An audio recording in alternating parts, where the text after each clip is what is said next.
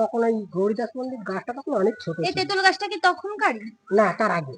এই তেঁতুল গাছটা তারও এখানে আগে? এসে মহাপ্রভু বিশ্রাম নিয়েছে। আচ্ছা। এই তেঁতুল গাছটা এখানটা বসেছিল নাকি এই জায়গাতে? এখানটা তখন তো এই মন্দিরটা ছিল এইখানটা, পরে সরিয়ে এখানে করা হলো। গাছের চাপের জন্য ভেঙে যাচ্ছিল বলে এখানে পরে করা হলো। আর এই মন্দির মানে এই গাছতলাতে মহাপ্রভু বসেছিলেন। হ্যাঁ, তাহলে ছায়া তলে। তাহলে এটা 700 বছর হবে গাছটা? 650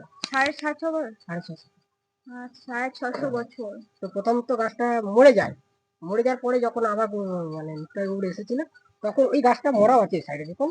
তারপর আবার মহাপ্রভু যখন কুলাকুলি করে তখন আবার গাছটা জীবিত হয়।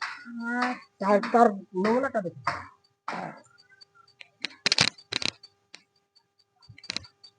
এই দেখুন একটা কুলাকুলি একটা সাক্ষাৎ দিয়া, এই যে দুটো সঙ্গে দেখো ওই দিকে সাহায্য দিয়েছে এদিকে সাহায্য। ও আচ্ছা, গৌরীদাসের পণ্ডিতের সঙ্গে ইয়ে করে এই যে গাছটার মধ্যে যে সেই কোলাকুলি একটা করেছিল সেই আবহাওয়াটা। আচ্ছা,